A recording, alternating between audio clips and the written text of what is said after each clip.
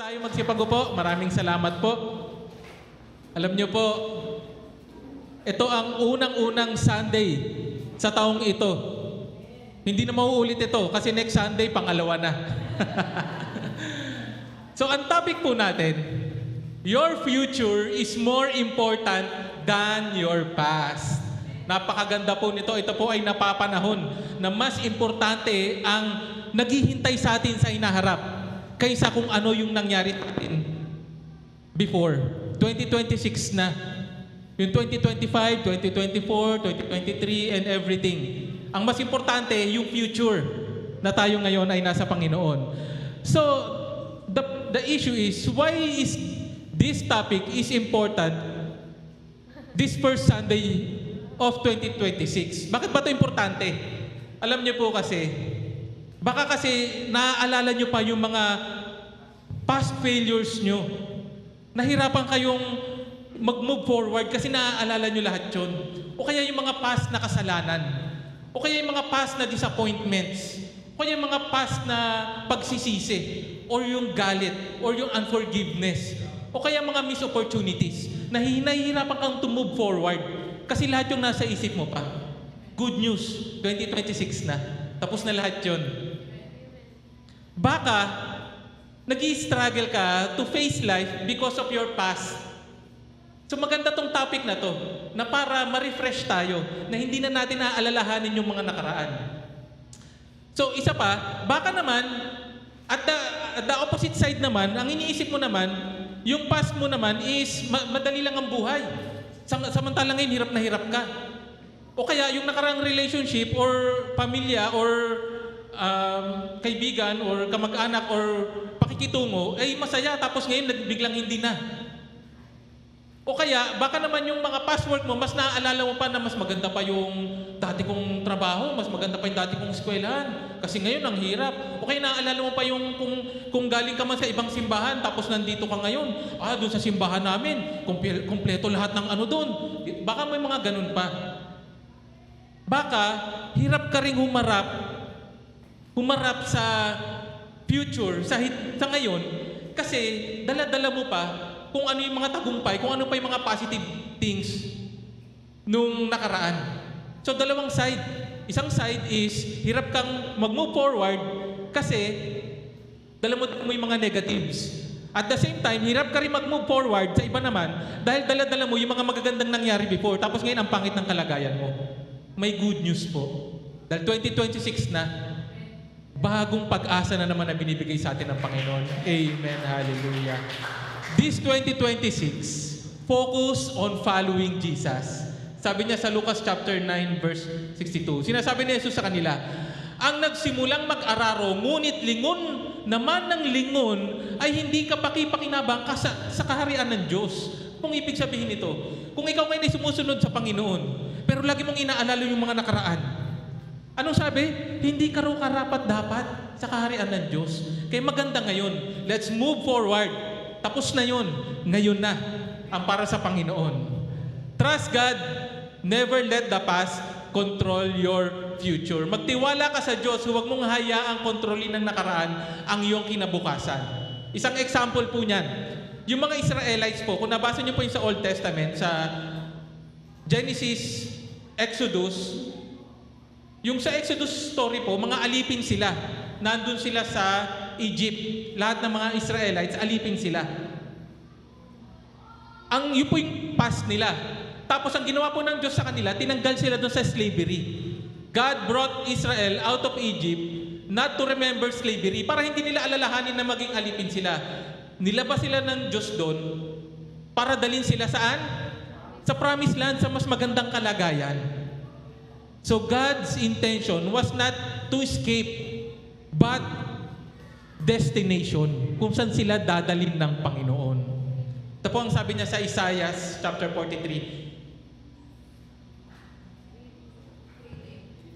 43:18 to 19. Ilibing mo na sa limot. Grabe, ilibing mo na sa limot, ano? At huwag nang alalahanin pa ang mga nangyari noong unang panahon. Alam niyo po, ang context nito, yung mga Israelites po, naging failure sila dahil hindi sila nakasunod sa Panginoon. Na-dissolve ang Israel. Napunta sila sa sa Babylon, in-exile sila. Pero may promise ang Panginoon na huwag mo nang alalahanin yung mga nangyari nung nakaraan. Masdan mo, ako ay gagawa ng isang bagong bagay. Ito'y nagaganap na, hindi mo pa ba makita, gagawa ako ng isang daan sa gitna ng disyerto at magkakaroon ng ilog sa lugar na ito. In other words, ang sinasabi ng Panginoon, kalimutan mo na yung mga hindi magagandang nangyari. O kahit yung mga magagandang nangyari na nagiging dahilan para hindi ka makasunod sa Panginoon. Ang gusto niya mangyari ng Panginoon, mag-focus tayo sa Kanya dahil yung ibibigay niya para sa atin ay sobrang ganda. Naniniwala ba tayo ron? Na ang plano ng Panginoon ay para sa atin ay maganda. At ito ay Kanyang pangako para sa atin. Isa pang example, yung kay Peter. Kilala niyo po si Peter, yung nagkalulo kay Kristo. Nung huling gabi, bagong ipako si Christ. Naalala niyo ba yung kwento na yon? Na pinagkalulo niya si Kristo ng 3 beses. Grabe yung nakaraan niya. Tapos, anong nangyari sa kanya? Naging leader siya ng mga apostol. Pero kung inisip niya, nagpadala siya sa pagiging failure niya, hindi ako karapat-dapat maging leader. Kasi nung ipapako na si Lord, nung gabing yun, pinagkalulo ko siya 3 beses. Tumilaw ko yung manok. O kaya, ganun din naman si Apostle Paul. Nagpa-persecute siya ng mga Christians. Matinding persecution ang ginagawa niya sa mga Christians. Pero naging apostol din siya. Kung yung past niya, naging dahilan at lagi niyang inaalala, hindi na siya makaka-move forward, hindi na siya makakapag-serve. Baka meron po tayong ganyan-ganyan dala-dala noong 2025. 2026 na. Thank you, Lord. Laging may bagong pag-asa. Amen. Sabi po ni Apostle Paul sa Filipos chapter 3 verse 13 to 14, mga kapatid, hindi ko sinasabing naabot ko na ang ganap na buhay. Ngunit ito ang ginagawa ko ngayon. Kinalilimutan ko na ang nakaraan at pinagsisikapan kong makamtan ang nasa hinaharap. Nagpapatuloy ako hanggang makamtan ko ang gantimpala na walang iba kundi ang pagtawag sa akin ng Diyos na makapamuhay sa langit sa pamamagitan ni Kristo Jesus. Amen. Kaya po napakaganda ng topic natin. Your future is more important than your past. Amen. Hallelujah. Basahin po ulit natin yung passage. 1 Timothy chapter 6 verse 11 to 14. Ngunit ikaw na lingkod ng Diyos, umiwas ka sa mga bagay na ito. Sikapin mong mamuhay ng matuwid. Maka Diyos, may pananampalataya, pag-ibig, pagtitiis, at kaamuan. Ipaglaban mo ng mabuti ang pananampalataya. Panghawakan mo ang buhay na walang hanggan. Dahil dyan ka tinawag ng Diyos nang ipahayag mo sa harap ng maraming saksi ang iyong pananalig kay Kristo. Iniutos ko sa iyo, sa harap ng Diyos na nagbibigay buhay sa lahat, at sa harapan ni Kristo Jesus na nagbibigay ng mabuting patotoo, sa harap ni Poncio Pilato. Sundin mong mabuti ng may katapatan ang mga iniutos sa iyo hanggang sa pagbabalik ng Panginoong Hesukristo. Amen. Amen. Parang napakasimple lang, hindi na natin kailangan i-explain, ano? Napaka-straightforward. Pero sana mas maintindihan, manamnam pa natin na, sino ba si Timothy? Si Timoteo. Si Timoteo po, ito po yung past niya. Siya po ay half-half. Ano yung half-half dyan? Half Jewish, half Greek. So pag ang past mo, kung kunyari, half kang sa Israel kasi, pagka may halong lahi ka, hindi ka pwedeng basta-basta maging leader.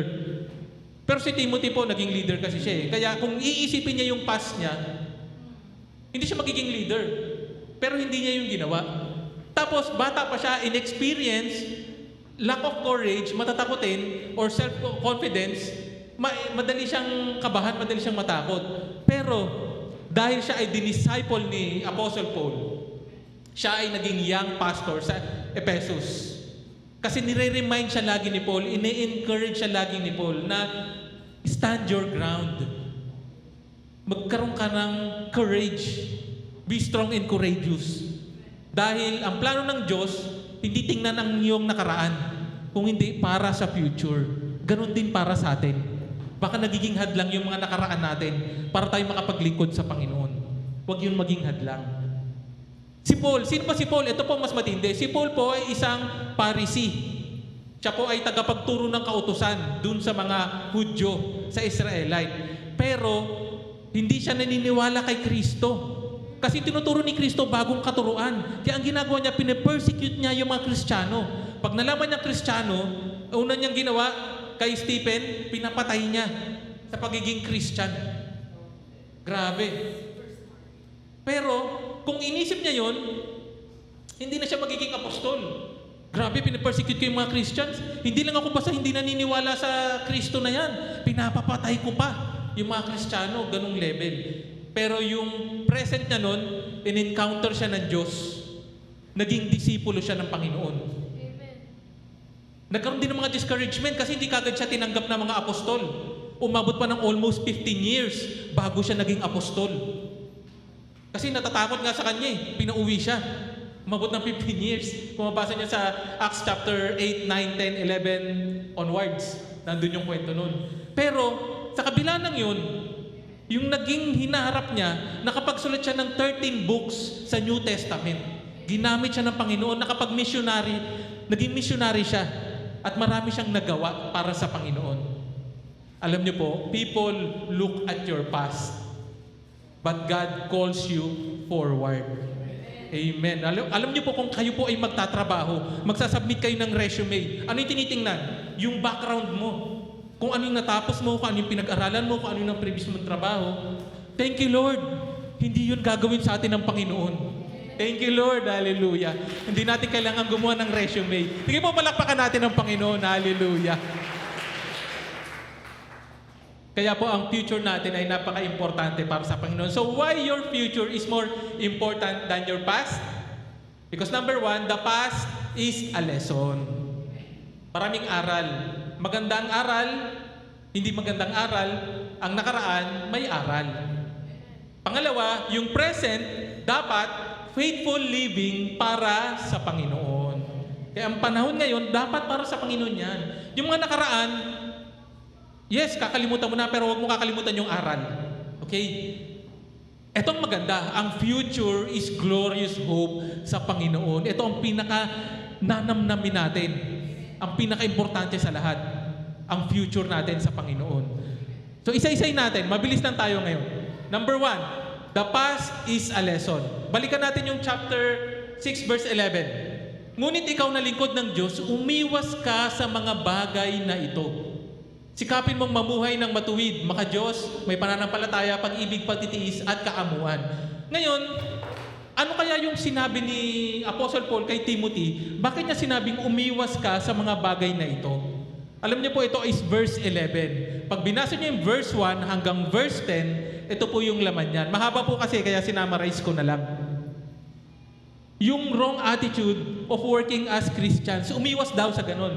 Ang tinuturo rito, pag ikaw Kristiyano, pag magtatrabaho ka, ipakita mong totoong Kristiyano ka. Amen. Ibig sabihin, magiging matapat ka. Ibig sabihin, gagawin mo to ng buong puso mo dahil ang pinaglilingkuran natin hindi ang tao, kundi ang Panginoon. Ganon din kung ang boss mo daw o ang pinaglilingkuran mo daw, kung nagtatrabaho ka, ang boss mo is Christian din. Ang sinasabi niya rito, lalo kang maging masigasig. Lalo kang magsilbi ng maayos. Pag binasa niyo po yan sa verse 1 and 2. Dahil para maipakita mo na ang Christian may favor. Amen. Kaya tayo mga Kristiyano, pag nalaman nating, kunyari, bibili tayo or magtatrabaho tayo, or may gagawin tayo, nakasalamuhan nating Christian. Ay, Christian ka din? Christian din ako. O di ba, kagad, doon pa lang parang nagtitiwala ka na kagad. Or meron kayo hindi magandang experience sa mga Christian. Ay, Christian? Ayoko niyan. Tamad dyan magtrabaho, absent yan ng absent. Kasi meron daw silang mga gawain sa church. O baka nagiging ganun tayo ibig sabihin papakita natin. Pag magtatrabaho, trabaho tayong tapat. Nakakalungkot may mga kumpanya na ayaw mag-hire ng Christian kasi absent daw ng absent. So pag magtatrabaho tayo, ipakita natin. Pero maglaan tayo ng araw sa Panginoon. Amen. Pangalawa po, yung pride of false teaching leads to debate and division. Alam niyo po, ito pag binasa niyo, ang ganda nitong passage na ito 3 to 5, tinuturo po rito na nauuwi sa debate. Ano yung nauuwi sa debate? Kasi baluktot yung isip. Kung yung nagtuturo, baluktot yung isip, nauuwi sa debate. Kaya tayo, huwag tayong makipag-debate kasi baluktot nga isip nun Hindi natin sila mawiwin doon. Sundan natin. Okay, pagkatapos ito, yung kadugtong nun, sa baluktot ng isip, ginagamit yung pagtuturo, yung relihiyon, sa pagpapayaman. Prosperity preaching. Kaya po, malinaw rin yun na hindi dapat sundin. Kaya tinuturo ni Apostle Paul kay Timothy na ang relihiyon ay hindi uri ng pagpapayaman. At wala namang ganun dito. Hindi tayo nagtuturo ng, although pag ikaw ay nasa Panginoon, pag may pagpapala talaga pag nasa Panginoon. Pero ang focus natin, yung mga katuruan ng Diyos. Amen. Kadugtong nun, yung be contented. Ang sinasabi rito, wala kang dinala nung pinanganak ka. Pag alis mo rito, wala ka rin dadalhin. Maging kontento ka sa kung anong meron ka ngayon. Maging kontento ka kung meron ka ng kinakain. Meron kang inuuwian. Thank you, Lord. At pagkatapos ito, yung issue or outcome ng love of money. Ito po yung sikat na passage ng the love of money is the root of all evil. Ang pagmamahal sa salapi ang nag-uugat, ang ugat ng lahat ng kasamaan. Pag binasa niyo po yun, ang ganda. Kaya ang sinasabi rito ni Paul kay Timothy, umiwas ka sa mga bagay na ito. Yun mga yun. At kasunod po nito, sikapin mong mamuhay ng matuwid. Righteous, align sa gusto mangyari ng Panginoon. Maka-Diyos. Nakikita ng mga tao sa paligid mo na ikaw ay maka-Diyos, na ikaw ay nagsisimba, na ikaw ay mabuting tao. At maraming pang iba kung paano mo ipapakitang maka-Diyos ka. Hindi para ipakita lang na maka-Diyos ka, para ipakita ng magandang testimony na ang pagiging maka-Diyos ay may maganda, masaya, may benepisyo, may pananampalataya, pag-ibig, pagtitiis, at kaamuan. Alam niyo po, nung inisa-isa ko yan, tinanggal ko na lang kasi ang gaganda niyan, kaso hahaba tayo. Abot tayo ng 6:00. Kayo na lang po mag-research kung ano po yung mga bagay na pag inisa-isa niyo yan, ang gaganda. Gusto ko lang bigyan din dito yung pag-ibig, agape love. Yung agape po rito yung unconditional love na pinakita ng Diyos sa kabila ng ating mga kasalanan, mahal niya pa rin tayo. Parang isang magulang sa isang kanyang anak na kahit gano'ng kasama ang anak, mahal niya pa rin. Sundan natin. Ganun ang gusto ng Diyos na ipakita natin sa ating kapwa. We must focus. Ang focus natin kay Lord at sa kanyang mga utos na ipamuhay natin ito. Yung past, lesson yun. Kaya ngayon, yung present is faithful living para sa Panginoon. Sa verse 12, kadugtong, ipaglaban mo ng mabuti ang pananampalataya. Doon muna, ano po yung ipaglaban? Ang ibig sabihin po nito yung struggle. Hindi po ito yung to fight, not to fight with people or defend or debate. Hindi po na ibig sabihin nito. Yung Greek word po nito is agonizomai, tama ba? Ibig sabihin po nito yung struggle. May internal struggle ka na yun daw yung ipapaglaban mo ng mabuti ang pananampalataya. Ano pong ibig sabihin nito? Bakit tayo may internal struggle? Dahil meron pong Satan na tempter. Ite-tempt ka niya. Magkakaroon ka ng struggle na ang hirap niyan eh. Ang temptation, gawin mo lang yung madali. Ang temptation, shortcut. Ayaw nga natin mahabang pili. Lagi may temptation. Yung gusto natin yung comfortable, ayaw natin mahirapan. Temptation. Don't do anything, just pray about it. Na hindi na tayo gagawa ng paraan, ipapag-pray na lang natin. Minsan nagiging temptation yan. Hindi ko sinasabing mali yung ipag-pray pero baka nagiging temptation na imbis na bibisitahin mo, imbis na pupuntahan mo, hindi mo na lang gagawin kasi gusto mo nga comfort eh. Pag-pray ko na lang, si Lord na bahala. No. Ikaw, kaya mo nga naisip yun eh. Kasi ikaw ay tinatouch ni Lord para bisitahin mo naman siya, kamustahin mo siya, i-invite mo siya sa church. Amen. It's tiring to reach out, I'm busy. Let the elders do it, I'm not capable. Ayan. Ang mga tagapagturo po, hindi lang po ang ating mga elders. Dapat lahat tayo nagsishare ng salita ng Diyos. Amen. Amen. Ngayon kung hirap kayo mag-share, gawin niyo yung ginawa ni Kate. Nag-set na kagad siya ng house church doon. Tapos chinat niya ako, Pastor, meron po ditong ano. Okay, sige. Pero thank you Lord, o diba? Kung anong kakayahan niya, ginamit niya. Oh, ngayon problema na namin ngayon yung ano. Pero thank you Lord. Kasi alam ko, hindi lang naman kami ang tinawag ng Panginoon para mag-share. Dapat lahat tayo nag-share ng salita ng Diyos. Amen. Si Satan din ay nag-a-accuse. Ina-accuse niya rin tayo. Na-accuse ka na, naku, hindi ka naman karapat dapat dyan eh. Laging may ganyang bulong sa atin. Naku, makasalanan ka eh. Hayaan mo yung mga banal ang mag-share ng salita ng Diyos. Minsan may mga ganyan talagang i-inject sa atin eh. Papaalala sa iyo yung mga nakaraan mong masasama. Naku, ikaw mag-i-invite ka sa church. Eh, ang ano mo yan, sama-sama mo eh. Alam ko yung background mo. May mga ganyan tayo. Pag po tayo magpadala sa accuser na si Satan, inaakusahan niya tayo. Hindi ni Lord tinitingnan ng background natin. Ang tinitingnan ni Lord kung paano tayo ngayon mag-a-action. Moving forward. 2026 na. Amen. Tapos, maisip mo pa, hindi ka sure pag share mo ng Word of God kasi hindi ka nga maalam. Kaya ayaw mo na mag-share. Ibig sabihin, magbasa tayo ng Bible. Napaka-importante. Ito po ay salita ng Diyos.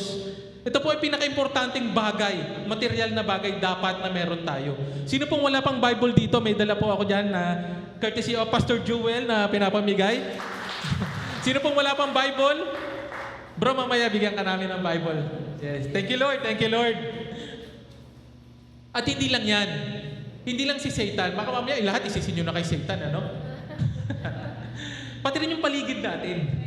Yung paligid natin, mga people around us may discourage us. Alam nyo, pag uwi nyo pa lang eh, may discouragement na eh. Minsan, papapunta ka pa lang sa church, may nakatingin na kagad sa'yo. Sabi, magsisimba yan. Alam nyo, minsan may mga ganun eh, no? Huwag tayong magpadala. Huwag tayong magpadala sa mga tukso. Or yung current situation natin, na-discourage tayo kasi naging failure tayo, hindi tayo kumita, or marahirap ang buhay natin, nagiging source of discouragement, or busy tayo, maraming distraction, or everything can be a distraction. Ano po yung topic natin today? Your future is more important than your past. Ang sabi po sa kadugtong po nito, una, ipaglaban mo. Okay, malinaw na sa atin yun. Hindi yung debate kung hindi yung internal struggle. Pangalawa, panghawakan mo ang buhay na walang hanggan. Amen. Ano pong ibig sabihin nito? Yung panghawakan po is, sa Greek word po nito, yung original transcript nito is epilambano. Ibig sabihin, hold on. To seize, to grab firmly, to hold on tightly, to cling to something you don't let go. Alam niyo po, dito po nagkakatalo yung mga mananampalataya dahil sinasabi nila ang kaligtasan, ang salvation, hindi nawawala. At yung iba naman sinasabi na ang salvation is nawawala. Ito po ang malinaw. Ang salvation po, ang kaligtasan po, hindi po yan once na natanggap mo, itatago mo na lang sa aparador, baka mawala kasi. Tinago mo bro sa aparador? Hindi, di ba? Ang ibig sabihin ito, hold on. Panghawakan mo. Ipamuhay mo.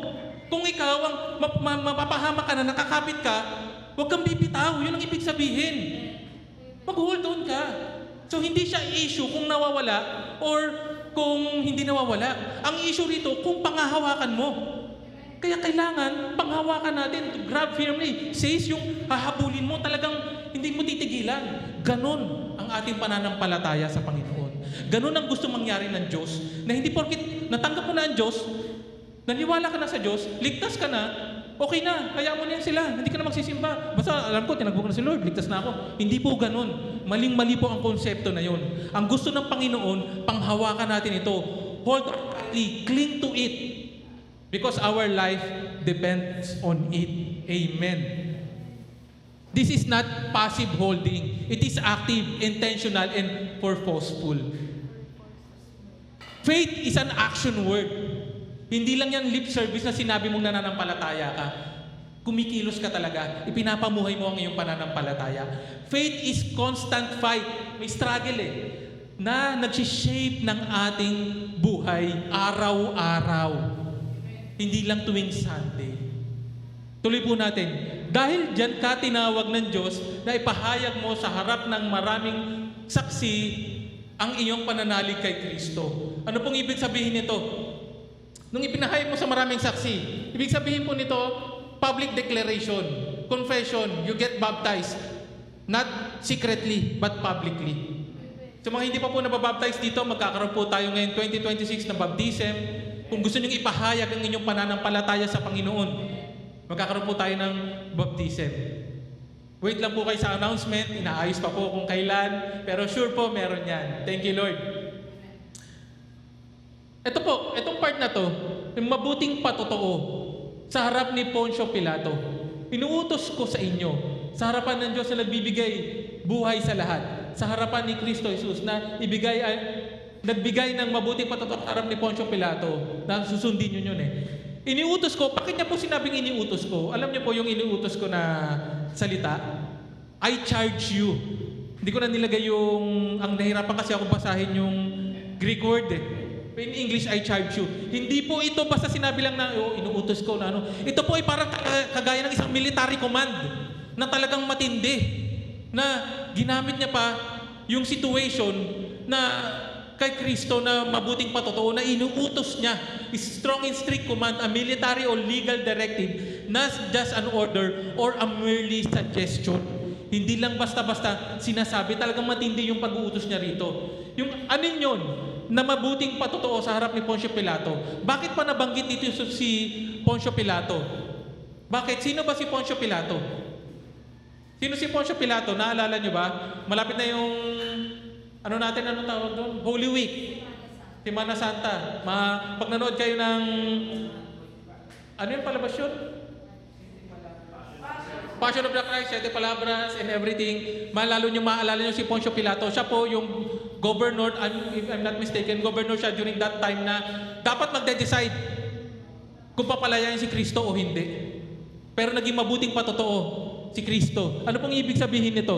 Si Kristo po ay tinreten, napapatayin. Siya po ay inakusahan wrongly. Alam niyo po, hindi lang siya basta inakusahan. Nung time na yon, ang due process is around pinakamabilis 1 week, around 1 week, 2 months. Pero siya, walang due process.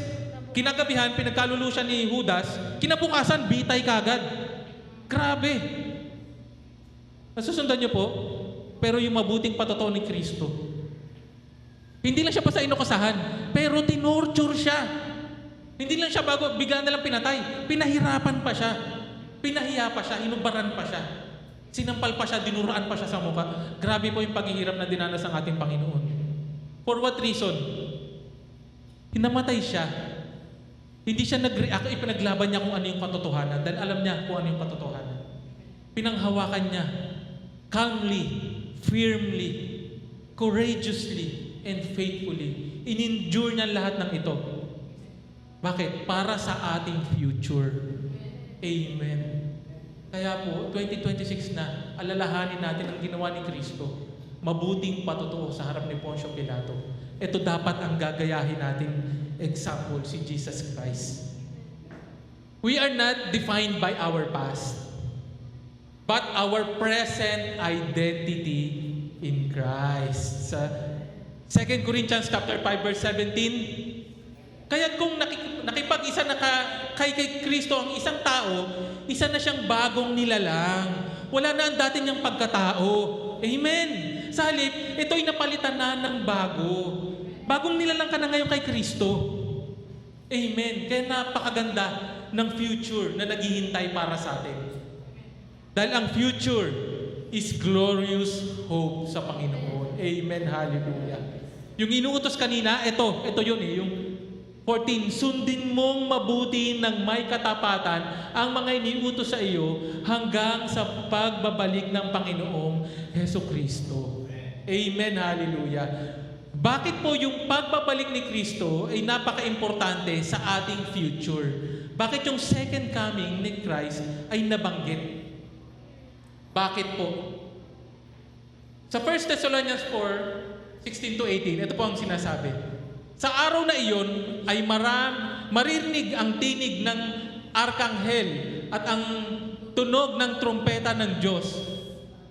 At ang Panginoon mismo ay bababa mula sa langit na sumisigaw. Ang mga namatay na sumasampalataya kay Kristo ay bubuhayin muna. Alam niyo po, nung sinabi ito ni Apostle Paul sa mga taga-Thessalonians, kasi ang dami nilang discouragement eh. To the point na may mga namatay pa na mga kasama nila sa pananampalataya. Kaya in-encourage sila na alam nyo ba na sa pagbabalik ni Kristo, bubuhayin ulit. Yung mga unang bubuhayin, yung mga sumasampalataya kay Kristo. Sasalubungin siya. Pagkatapos, tayo naman mga buhay pa at natitira ay titipunin sa alapaap. Sa English po nito ay sa Latin word, ito yung raptizo ba o rapture yan sa English rapture. Ibig sabihin, makakot off, makakasama. Kislap mata. Ang mga binuhay, sasalubungin ng Panginoon sa himpapawid. Nai-imagine nyo ba? All of a sudden, bigla na lang natin sasalubungin ng Panginoon. Sino natatakot dito? Nako, huwag kayong matakot. Ito po ay napakasaya. Alam niyo po, may kwento po ako.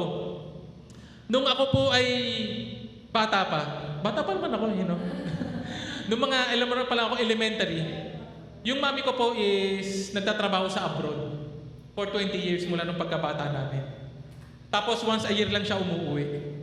Tapos nung sinabi niyang uuwi na siya that day, wala pa kasing chat nun wala pang ano pa lang voice tape. Alam niyo yung voice tape? Hindi niyo alam, di ba? Basta mahabang proseso bago mo matanggap yung malaman mo na Although, pwede rin siyang tumawag, pero yung time na yon, sinabi niya yung date kung kailan siya uuwi. Pag uuwi po yung mami namin, alam niyo po yung mami namin yung buhay po namin hindi po mahirap. Kasi may naghirap sa abroad, yung nanay ko. Kaya nabigyan kami ng magandang kinabukasan. Nung time po na yon, excited kami na, uuwi daw si mami. Pag alam na namin uuwi siya, ang ginagawa namin, naglilinis kami ng bahay, nagigib ako ng tubig, kasi wala pang gripo nun isasalok mo talaga, igibin mo, linisin mo, itikpin mo, maglalaba, lahat gagawin mo. Para i-await mo yung pagdating niya, maayos. At pagdating niya, although kala namin umaga siya darating, naghintay kami gabi, alas 10 na ata ng gabi yun. Pero dumating siya, sobrang saya namin. Dahil dumating na yung mami ko. Iniisip ko yung sitwasyon na ito Paano pa kaya pag kay Lord? Sasalubungin natin si Lord. Hallelujah! Hallelujah! Tayong mga nasa Panginoon, exciting ang situation. Iko-caught up to heaven, parang lilipad ba tayo noon o something? Tapos makakasama natin ang Panginoon, grabe. Pero sa mga wala sa Panginoon, nakakatakot po ang sitwasyon na ito. Nai-imagine nyo ba? Tuloy natin, napakasaya nito. Pagkatapos tayo namang mga buhay pa ay natitira ay titipunin sa alapaap kasama ng mga binuhay upang salubungin ng Panginoon sa himpapawid. Sa gayon, makakapiling natin siya magpakailanman. Hallelujah! Kaya ito yung paalala niya. Kaya nga, palakasin ninyo ang loob ng bawat isa sa pamamagitan ng mga salitang ito. Because the future is glorious hope with Christ. Hallelujah! Amen! At last po, dito na po tayo magtatapos.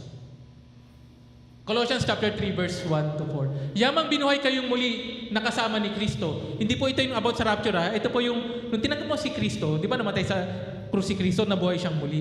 Yung konsepto ron yun na wala na ang dati mong pagkatao, pag-ahon mo, bagong nilalang ka na, binuhay kang muli, ituon ninyo ang inyong pag-iisip sa mga bagay na nasa langit na kinaroroonan ni Kristo, nakaupo sa kanan ng Diyos. Ang mga bagay na panlangit ang isipin ninyo, hindi ang mga bagay na panlupa. Sapagkat namatay na kayo at ang inyong buhay ay nakatago sa Diyos kasama ni Kristo. Si Kristo ang inyong buhay. Amen, hallelujah. At kapag siya'y nahayag na, mahayag din kayong kasama niya at makakahati sa kanyang kaluwalhatian. Hallelujah, thank you Lord. Our future is more important than our past. Dahil ang ating future ay sa Panginoon. Kalimutan na natin ang mga nakaraan. It is a lesson. Ang buhay natin ngayon, nakatuon na sa panlangit, na kay Kristo na. Siya na lahat ngayon ang sinusundan natin. Dahil ang future natin ay glorious kasama ng ating Panginoon. Pagkasama na natin ang Panginoon, wala nang hirap, wala nang disappointments, wala nang sakit. Hallelujah! Ang lahat sa Panginoon na. Tayo po'y magsipagtayo.